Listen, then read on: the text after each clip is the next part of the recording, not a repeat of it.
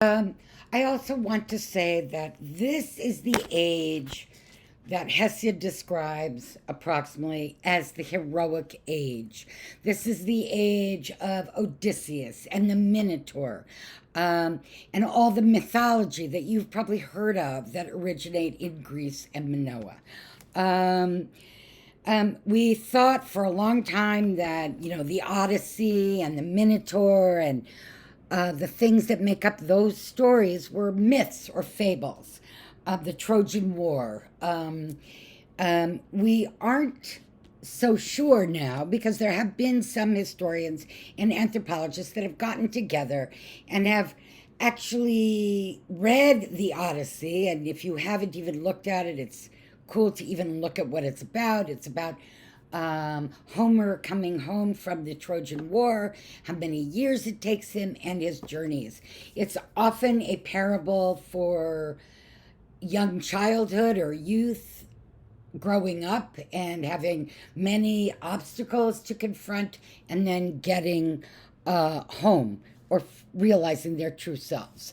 Um, and now, as I was going to say, that there are historians and anthropologists who actually tried to travel the Minoan, the Greek island path of the Odyssey, and they claim it could exist.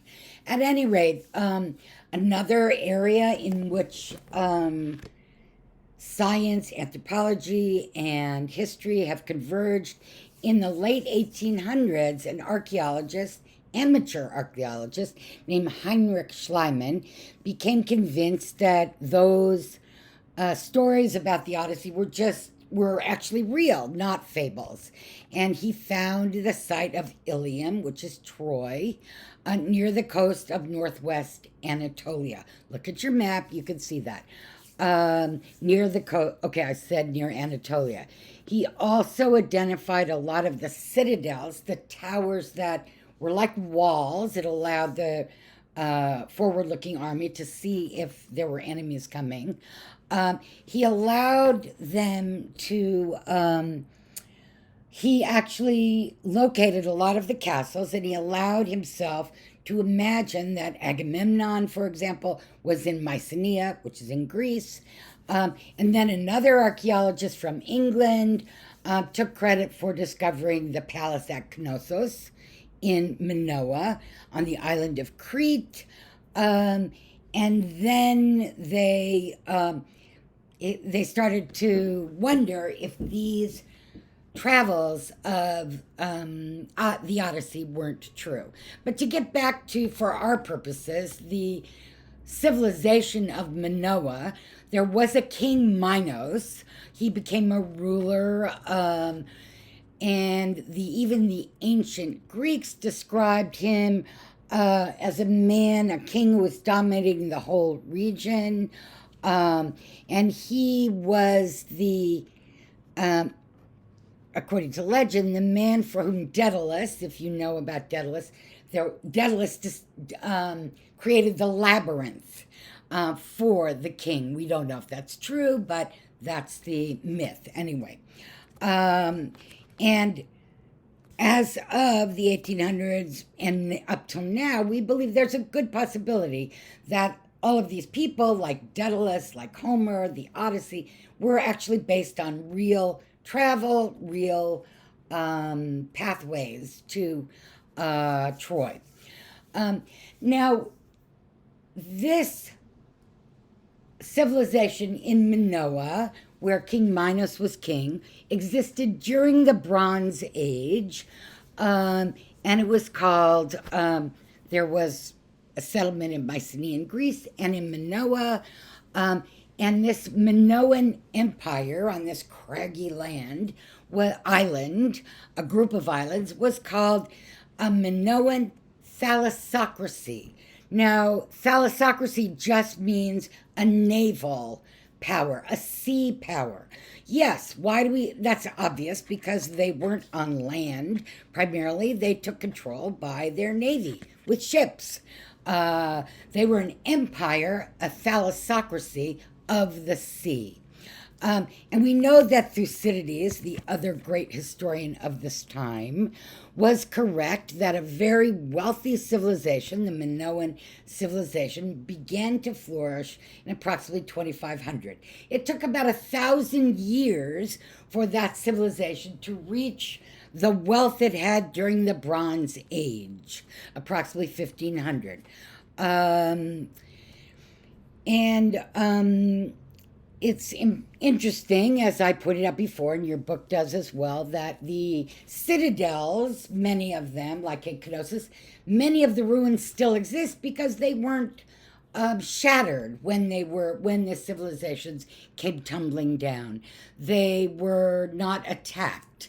And because of their strategic position, meaning on the water, you could see who was the um, invading navy, if you will, these areas became very wealthy. They were, hubs of exchange by navy. Um, they were magnets for people coming from all over, including Eurasian ports, Africa, other areas. So the merchants traded with everybody, and including others, more eastern, more northern. Um, the Minoans also had contact with what we would now consider Israel, Lebanon, and the Levant, and in the Nile Delta, because once they could get on land, they could also go down the Nile, and of course they could land right off the coast of the Middle East, so you could see that. Now, the painting that was on the beginning of chapter 2 is a Minoan fresco. We believe it's approximately from 1500, a representation of a bull leaping, painted onto the plaster of a wall in Knossos. The other thing is that in Minoan civilization, we know they developed two different kinds of writing. One was called Linear B, and one was called Linear A. We just call it that. Linear A, we've never been able to translate. Linear B, interestingly enough, was translated by a spy translating German documents in Germany during World War II, and he actually figured out how Linear B worked. It was, if you're interested in language, it's an interesting story. And that is sort of interesting about how we uncovered the translation for Linear B. Okay, so that is our Minoan civilization. Your PowerPoint opens up, or the home page is a Linear B tablet from Knossos. It looks a lot like cuneiform or a pictograph, but it was a real language that many people could understand. Now let's look at Mycenaean Greece, maybe power number 2 in that region. In this case, also an Englishman in the 1950s, and John Chadwick, who had gained expertise, as I said, during World War II, who were trained in Greek, trained in Latin.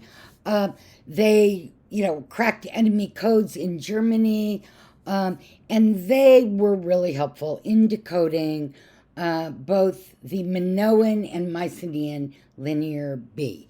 And that shows us as well that Indo-European culture helped to crystallize what is Greek, that Indo-European languages influence Greek culture and Greek languages. Okay. Also, another example, in 2015, American archaeologists in Greece, the same place they found Linear B tablets, discovered many tablets filled with that had Linear B written all over them that were fully intact. And so what we've learned from that is that just a more complete picture of the language. They were buried with bronze, gold, silver, jewelry, mirrors, all beautifully fashioned in Minoan Crete and in Mycenae. We have a new understanding of the crafts and the sort of dynamism of and wealth of that culture in Mycenaean Greece and Minoan Crete. Okay, so we have a pretty good idea of Minoan cultural, religious, and political models.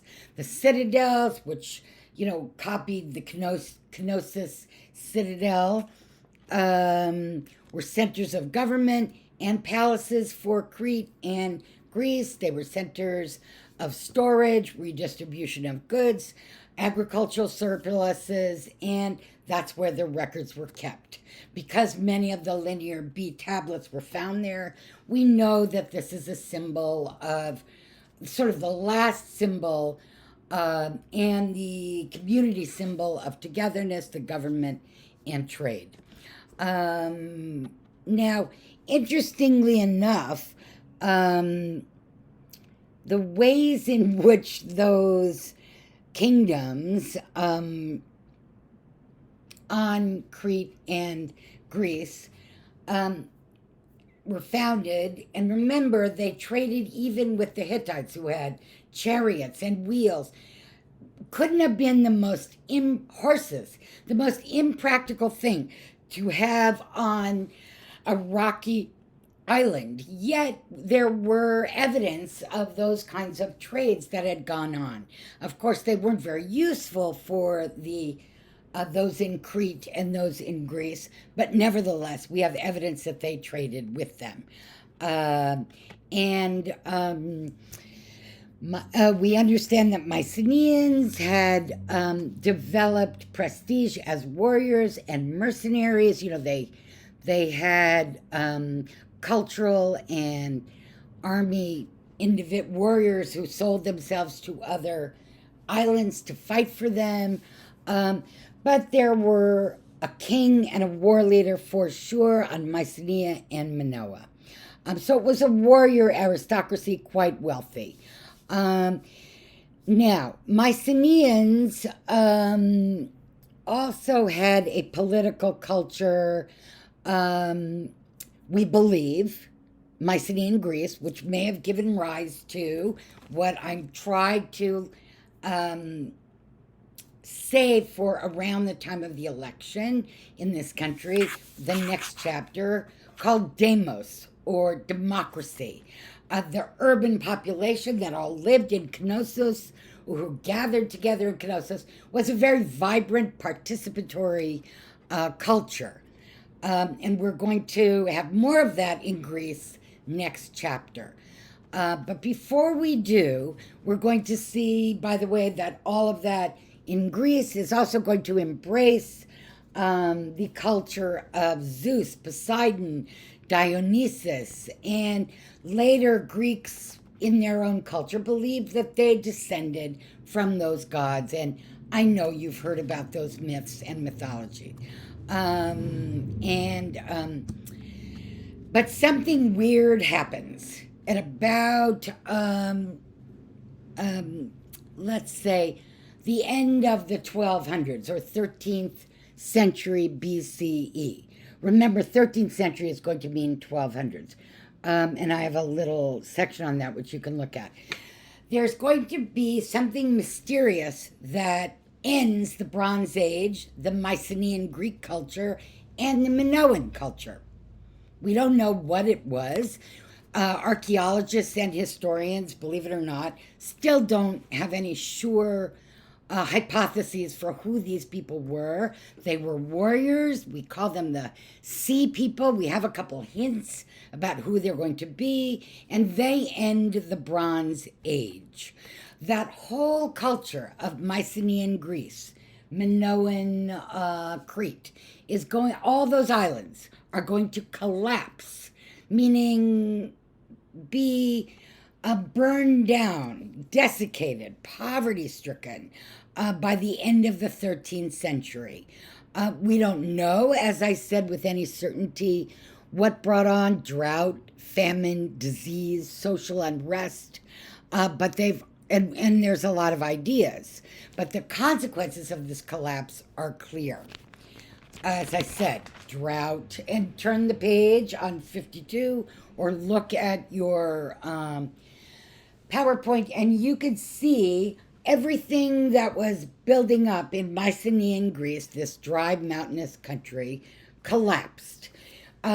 Some people suggest that it was Pharaoh Ramses III around 1176 who collaborated with some of the people who could be on the sea, and that he helped the sea people. Other people suggest that he was also attacked by the sea people but made an alliance.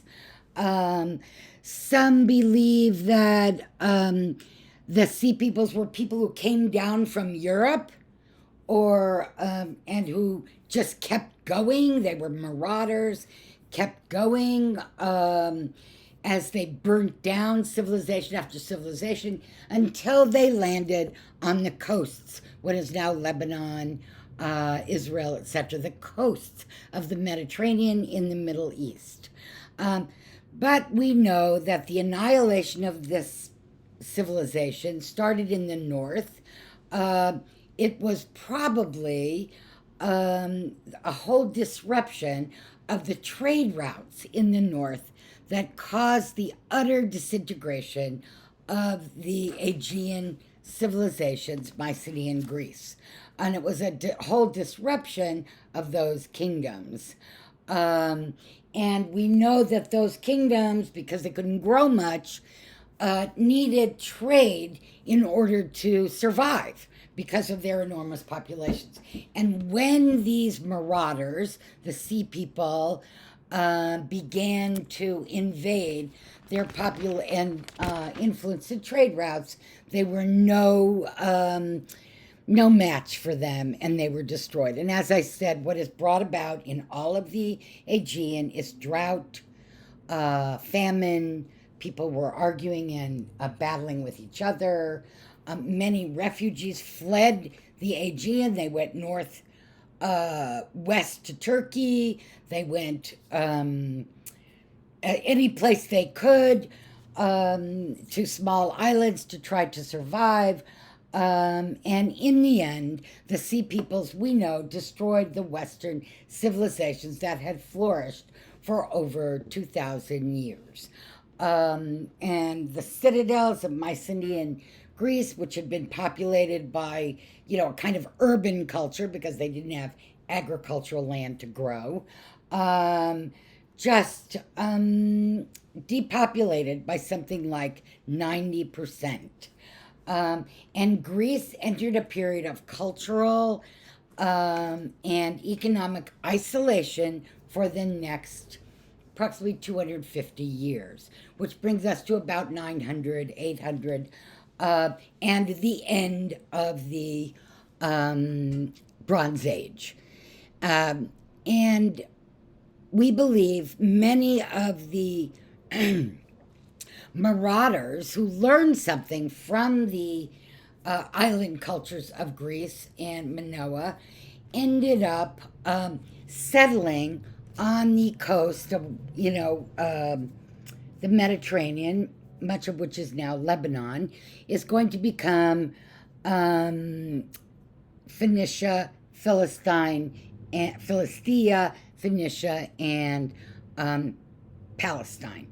So let's keep that in mind as we make our next lecture, since I've already gone 20 minutes, of the early states of the Iron Age, Phoenicia, Philistia, etc., and will begin after the enormous sea people's destruction. I'm not really going to go into who we believe were the sea people. Some people say, they were Phoenicians. Some people say they were others, Kassites. We don't know who they were. But I do believe that many of them did end up going on until they got to the western coast of the Middle East.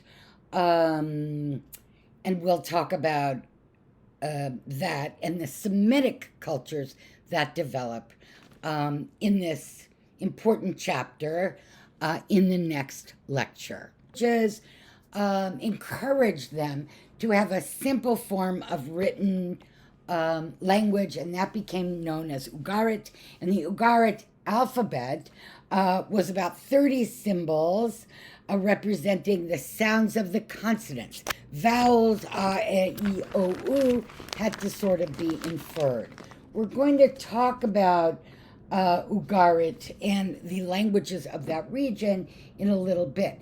But that the modern alphabet supposedly has its origins and source in Ugarit and in those 30 characters. The other really positive thing that happens before I go on to the Aegean civilization, the other very positive thing that happens with transnational trade is understanding.